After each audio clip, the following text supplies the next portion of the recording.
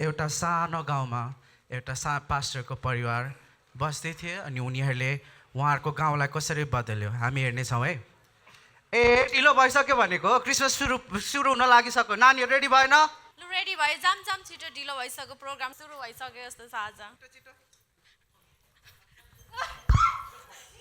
ल हो गङ्गा बहिनी होइन आज पनि फेरि बुढाले कुटे जस्तो छ के भयो बहिनी यसरी हुन्छ बहिनी के भयो उठा उठा उठा बहिनी के भयो आज मरेको भए हुन्थ्यो बहिनी यसो भन्नुहुन्छ आज त क्रिसमस हो थाहा छैन तिमीलाई हेर आज त खुसी पो हुनुपर्ने त के भरेको के हालत बनाएको बहिनी हामीसँग होइन हामी तिमीलाई साथ दिन्छौँ ल नानीहरू जुन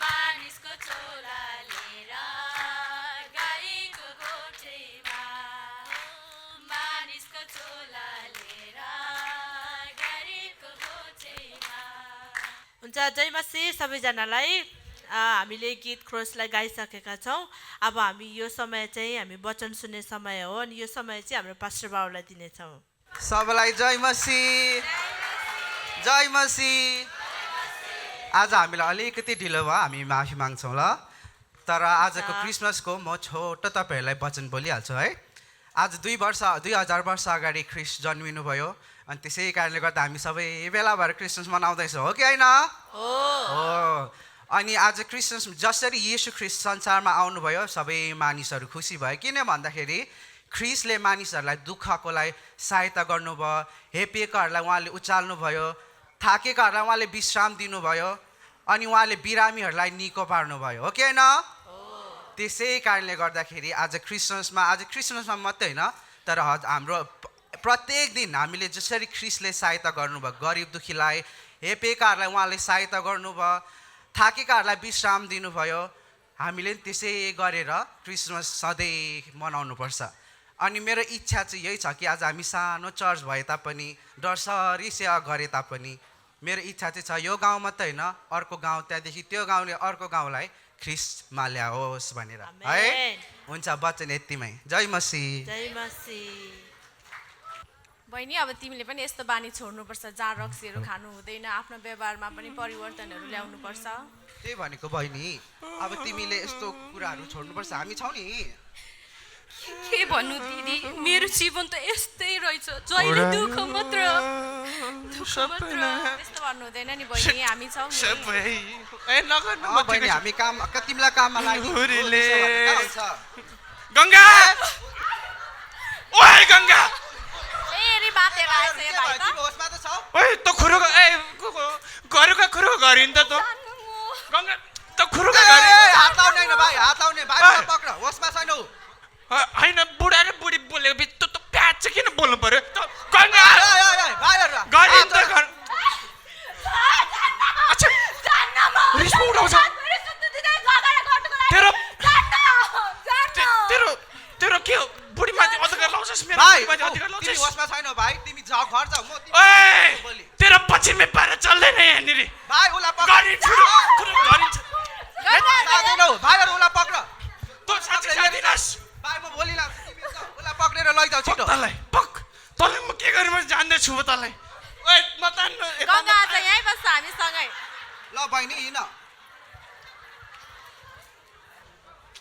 के साह्रो मैला हो घर पनि आम्मा ओए के त आइज मसँग आइज त हल्ला नगर भनेको त्यसलाई कुट्छु अहिले ओए पक्रि ओए यो हाल त तेल हाल्दै ओए ओए आगो लगाइदिए अब ओए भाग केटा भाग आगो लाग्यो भाग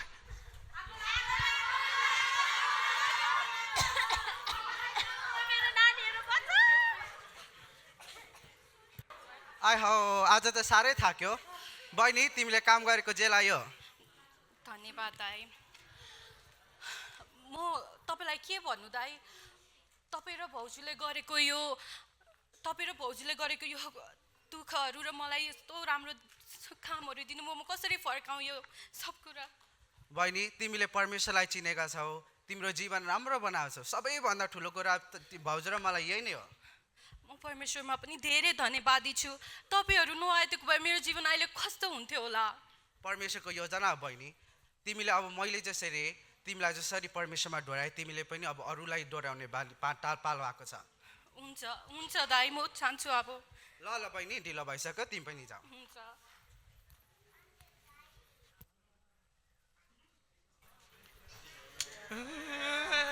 भाइहरू कताबाट हो? ओहो कस्तो सिकार त आफै आइरहेछ। यसलाई ठोके डालाई, यसलाई मारिदे, यसलाई ठोक। जानेको छु नि तँलाई मैले, तँलाई इस पाइस होइन, ठिक छ खाइस।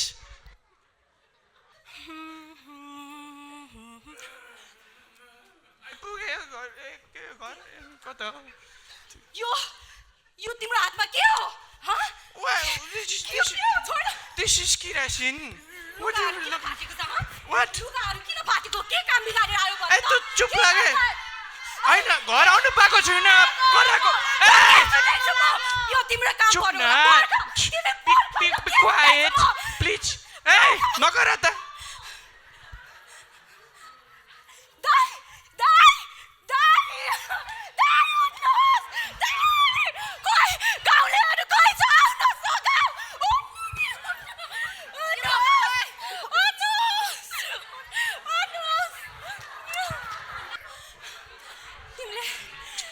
ठीक गरेन, यो तिमीले ठीक गरेन, किन यस्तो गरेको? ए जाति पठाउँछ लुगा पनि मेरो। के अरे मैले सबै मिलाइसकेको छु, तँ किन आतेको? तँ आतिन न, नाति त नाति न। ए ल भयो भयो ल भयो भयो भयो भयो मैले मिलाइसकेको छु। ए भयो भयो। सर हेर्नुहोस् है, हेर्नुहोस् है, घर भाड्ने होइन, अर्काको बुढीमाथि हक्लाउने यही हो। यसले आफ्नो धर्म त बदले बदले अर्कालाई पनि उक्साएर, अर्काको बुढीलाई पनि उक्साएर मलाई रोक्नुहोस् है सर। फेरि यसलाई म सभा केटा यसलाई लिएर फोर्तिर।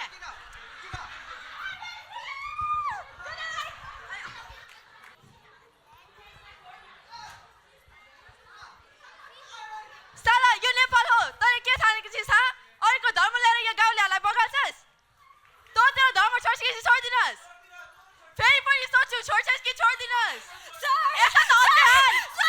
माफ गर्नुहोस्, यो उसको गल्ती होइन, उसलाई माफ दिनुहोस्, छोडिदिनुहोस् उसलाई। ओइ त चुप लागेर गएर जा, यो मुखमा गोडमा हालिन्छ, जा। ओइ जा। तँ तेरो धर्म छोड्छ कि छोड्दिनस्? यता त अझै हाल।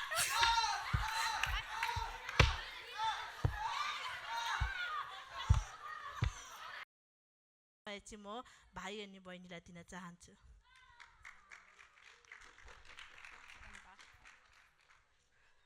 यहाँहरू सबैजनालाई जय मसीह। जय मसीह।